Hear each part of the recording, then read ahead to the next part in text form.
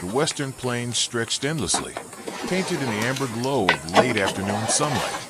The land was both merciless and magnificent, a horizon where golden grasses rolled like ocean waves, interrupted only by the jagged silhouettes of distant mountains.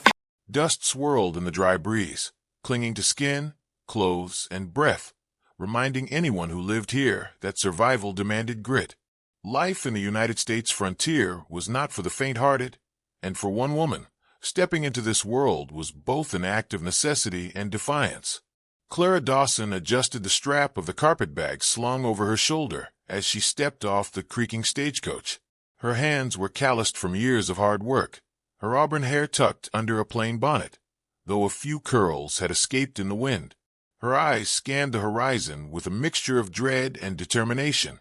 She was a widow, barely 30, whose husband's sudden death had left her with no land, no money, and very few choices. The rumors of work on a ranch had reached her ears like a faint promise, work that required strong hands, not delicate pride. She had taken the job without hesitation, cooking for cowboys, men who lived rough lives, ate heartily, and spoke with more honesty over a plate of beans than most did in a lifetime. As Clara set her feet on the dusty ground, she sensed a shift in her fate.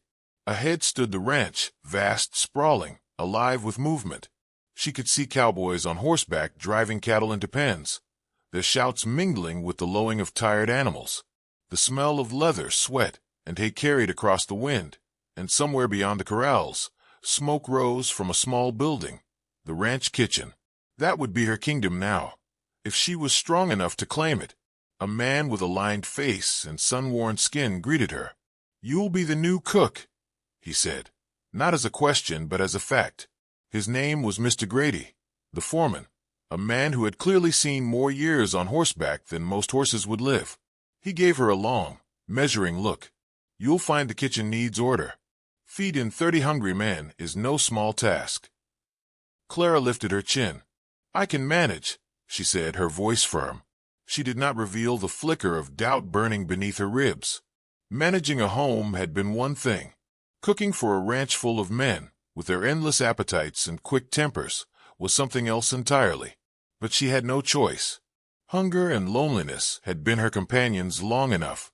Here, perhaps, she could trade them for hard work and survival. She followed Mr. Grady past the corrals and barns. The kitchen was housed in a long wooden building with a wide porch, its walls weathered gray by sun and storm. Inside, the air was thick with the smell of stale grease and unwashed pans. A few cowboys leaned against the doorway, smirking as she entered, whispering to one another.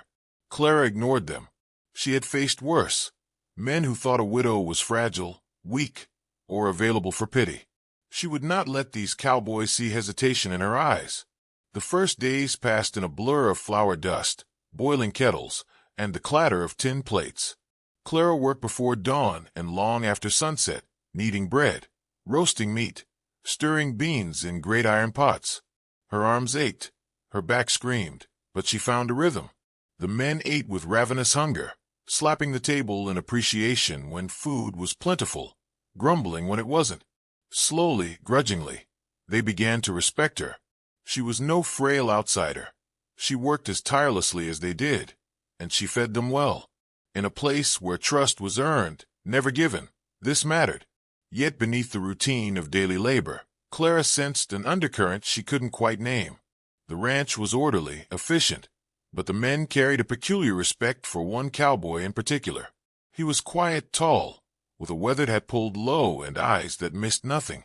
He worked alongside the others, mending fences, herding cattle, mucking stalls, but when he spoke, even the foreman listened.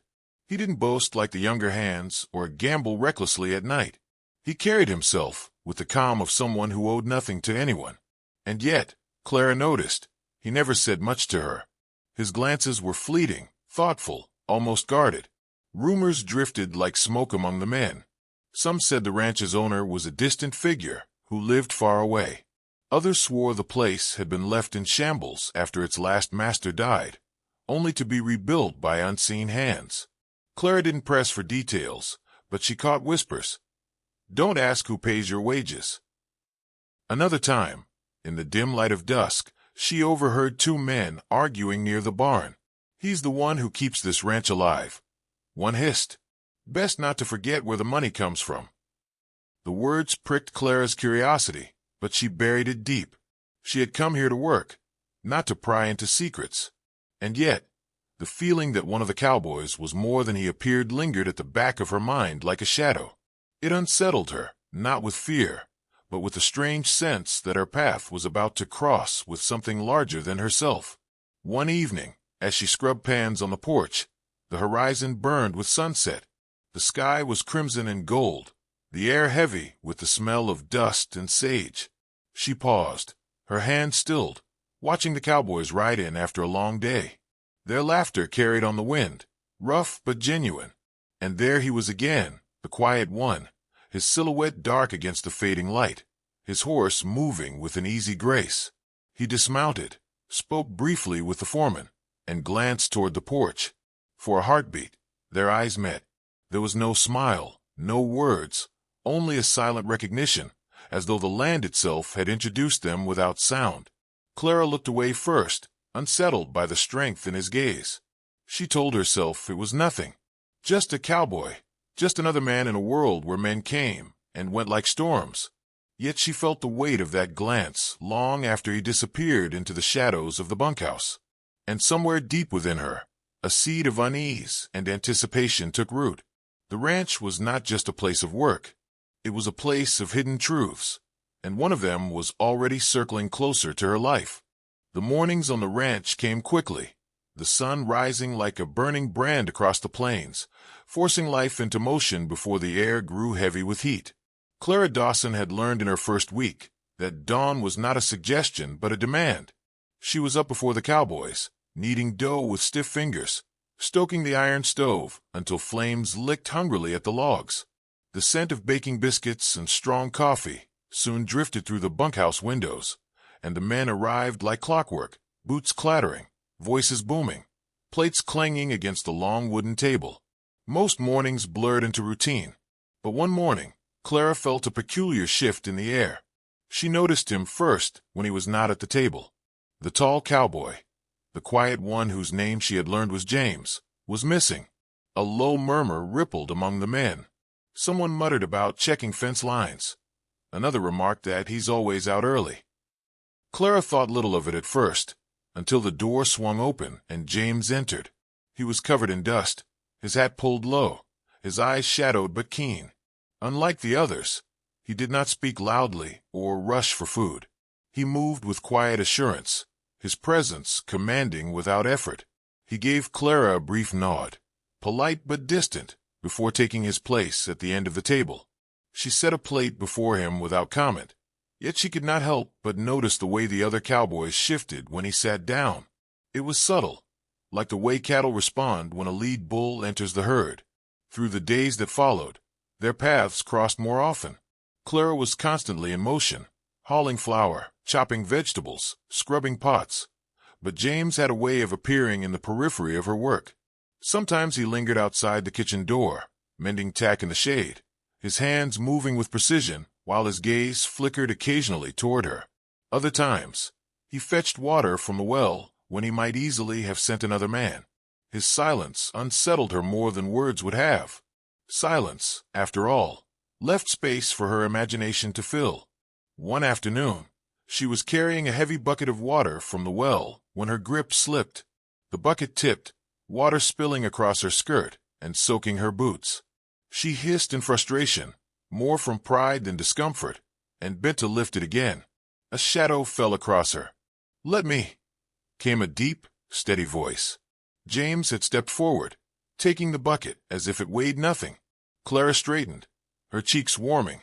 "I can manage," she said quickly.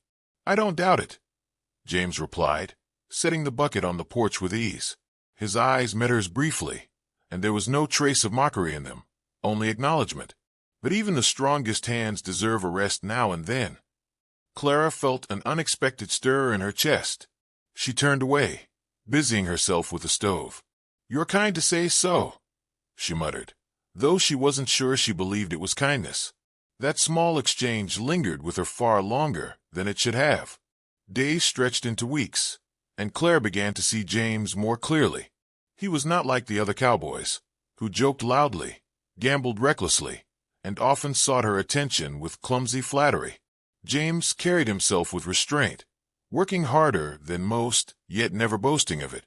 He often returned late from the far edges of the ranch, his clothes damp with sweat, his face streaked with dust, but he never complained.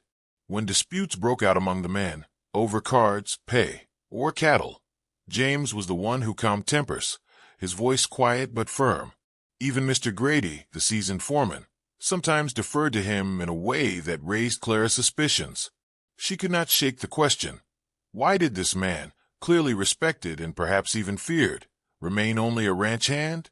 Her curiosity deepened one evening when she overheard another hushed exchange outside the kitchen. Two cowboys stood in the shadows, unaware of her presence as she scrubbed pans just inside the window. "I tell you, he's the one paying us," one whispered fiercely. "Keep your voice down," the other warned. "Doesn't want it known." "But why hide it?" "Because he's testing us. Or maybe testing himself. Either way, don't cross him." Clara froze, her heart quickening. She strained to hear more, but the voices faded as the men walked away. Her mind raced. Could it be? Could James, the quiet cowboy who carried water, ate her biscuits, and spoke so little, be the very man who owned all this land? The thought unsettled her. If true, it meant every glance, every small kindness, carried weight she had not recognized. It also meant he had chosen to live as one of them, blending in, withholding truth. Why? To test loyalty? To avoid flattery? Or was there some deeper wound he carried, one that kept him hidden even in plain sight? The next morning, Clara found herself studying him more closely. She noticed the calluses on his hands, the weathering of his skin, signs of genuine labor, not pretended hardship. Yet she also noticed the way he spoke with certainty when the foreman mentioned ranch finances, or how the men fell silent when he gave an opinion. The pieces of the puzzle did not yet fit, but the outline was forming. Her suspicion only grew stronger when James came to the kitchen late one night. The others were asleep, and Clara was finishing her chores. She looked up, startled, as he entered. He removed his hat, holding it respectfully. "Didn't mean to disturb you," he said quietly. "It's no trouble," Clara replied, wiping her hands on her apron. The lantern light cast his face in shadow, but his eyes were sharp, steady. He hesitated, as though weighing whether to speak further. Finally, he said, "The men, they eat better than they ever did. You've done more than feed them. You've given them a reason to gather, to hold steady. That matters." Clara blinked, surprised by the depth in his tone. No one had ever spoken to her like that, not as a widow to be pitied, not as a cook to be thanked, but as someone whose presence held value. She found her voice only after a long moment. "I just do what I can." James gave a faint, almost imperceptible smile. "That's more than most." Then he tipped his hat and left, his boots echoing in the quiet hall. Clara stood alone in the kitchen, her pulse racing. There was something in his words, something in the way he looked at her, that carried weight beyond the ordinary. She knew then that their paths were not merely crossing by chance. Fate, or perhaps the land itself, was weaving them together in a story neither had chosen but both would have to face. And though she did not yet know the truth, Clara felt certain of one thing. James Hartley was not what he appeared to be. The days grew hotter as summer pressed its hand across the plains. The earth cracked under the relentless sun, and the cattle grew restless. Every day Clara watched the men ride out earlier and return later, their faces tight with worry, their voices low with talk of drought. The once lush grasslands were browning, rivers shrinking into thin trickles. Tension clung to the ranch like dust in the air, heavy and unshakable. Clara felt the strain as well. She could stretch flour and beans only so far, but even her kitchen could not hide scarcity. The cowboys ate in silence more often now, their laughter stilled by uncertainty. She noticed how James bore the weight differently from the others. He still worked hard, still rode long hours, but when the men grumbled about pay or supplies, their eyes always drifted toward him. It was unspoken but undeniable. James was not just another hand. He was the anchor of this place, whether he admitted it or not. Clara's suspicions sharpened one afternoon when she carried bread to the bunkhouse. The door had been left ajar, and inside she heard Mr. Grady's voice, low and urgent. "James, the men are restless. If they knew—" "They don't need to know," James interrupted, his tone calm but unyielding. "They've a right. It's your money keeping this ranch afloat. You own it, not them. They ought to see the truth." A silence followed, broken only by James's steady reply.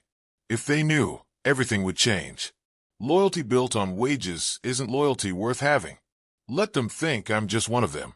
It's better that way." Clara's heart pounded as she pressed against the wall, the bread forgotten in her arms. Her suspicions had been confirmed. James Hartley was indeed the owner. The man she had taken for a simple cowboy was the one whose land stretched farther than she could see. The man who paid her wages. The man who chose to hide his identity behind sweat and silence. She retreated quietly, leaving the bread without a word. That night, sleep eluded her. Questions gnawed at her thoughts. Why would a man of wealth and land choose to live as though he had neither? Why conceal such a truth? Was it pride, shame, or a test of character? And what did it mean for her? Had his kindness toward her been genuine, or merely another way of observing her as he observed the others? The answer came sooner than she expected. A week later, a storm rolled in from the west, black clouds swallowing the horizon. The men were out driving cattle back from the open range, racing against the thunder that cracked like gunfire across the sky. Clara stood on the porch, apron whipping in the wind, fear clawing at her chest. She knew storms could turn cattle into a living flood, hooves pounding, horns slashing, men swallowed in seconds. Then she saw them, a dark line on the horizon, moving fast, too fast. A stampede. The ranch erupted into chaos. Cowboys shouted, horses screamed.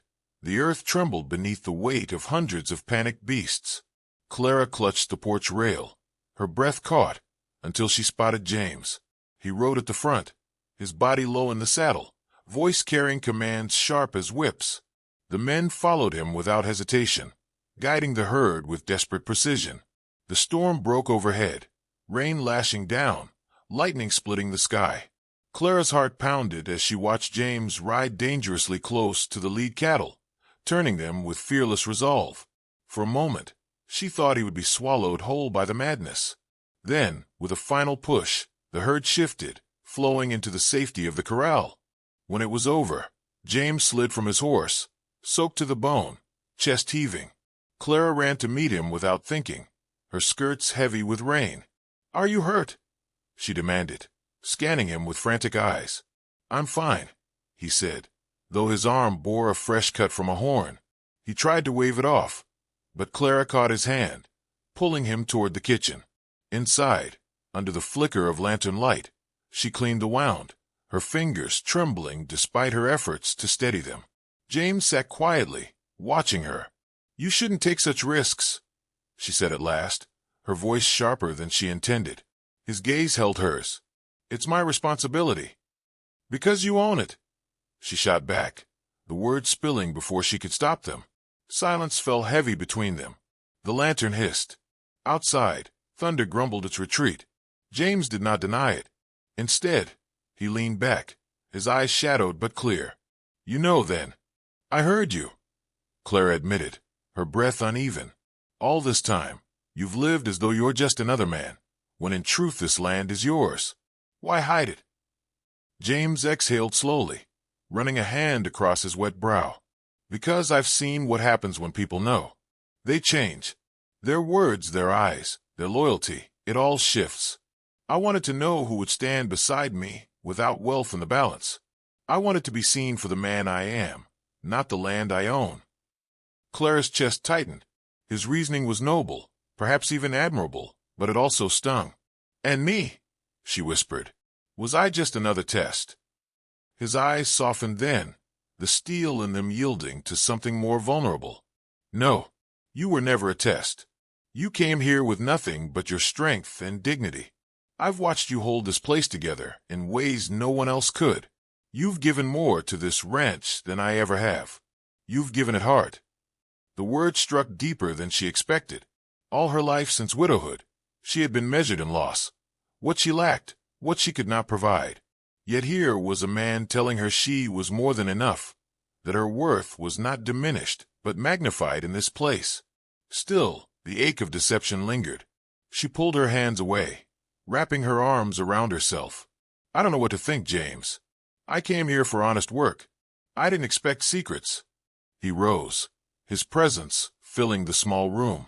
I never meant to deceive you, Clara. I only wanted to live plain, to know the truth of those around me. But if my silence has cost me your trust, then perhaps I've lost more than I ever feared. The vulnerability in his tone startled her. For the first time, she saw not the quiet cowboy, not the hidden owner, but a man burdened by the weight of his choices, aching for something beyond the land he owned. The storm outside began to ease, the rain softening to a steady drizzle. Clara stood there, torn between anger and compassion, between the sting of his secrecy and the truth in his eyes. And though she could not yet forgive him, she knew one thing with certainty. Her life on this ranch, and his, would never be the same again. The storm passed, but its echo lingered on the ranch. Puddles shimmered across the dirt yard, and the air smelled of wet earth and wood smoke. Clara awoke the next morning to find the world strangely quiet. The cattle were safe, the men were weary but alive, and James was nowhere in sight. She moved through the kitchen with restless hands, kneading bread too firmly, setting the kettle to boil only to forget it. Every corner of the room reminded her of the conversation by lamplight, of the truth he had laid bare and the hurt she could not name. By midday, Clara stepped onto the porch. The sun, breaking free of the storm's shadow, glared down over the wide-open plains. She spotted him then, James, standing near the corral, his back straight, but heavy with thought. He leaned on the fence rail, staring into the distance as though the horizon itself might yield answers.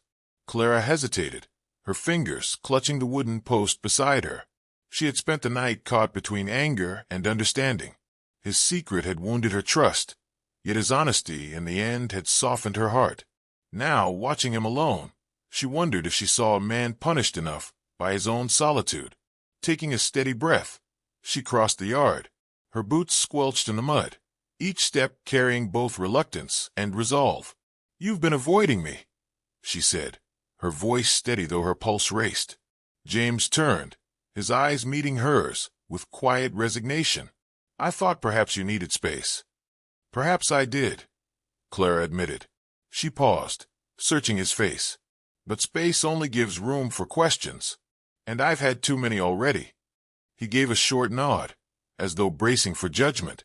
"Ask them." Her chest tightened, but she pressed forward. "Why didn't you tell me?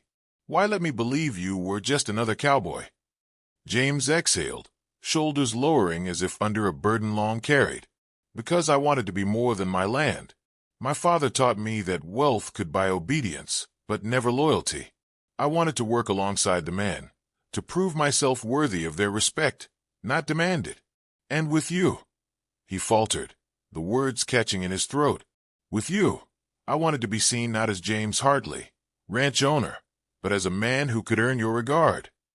Clara's heart twisted. His reasoning was noble, yet it had cost them trust.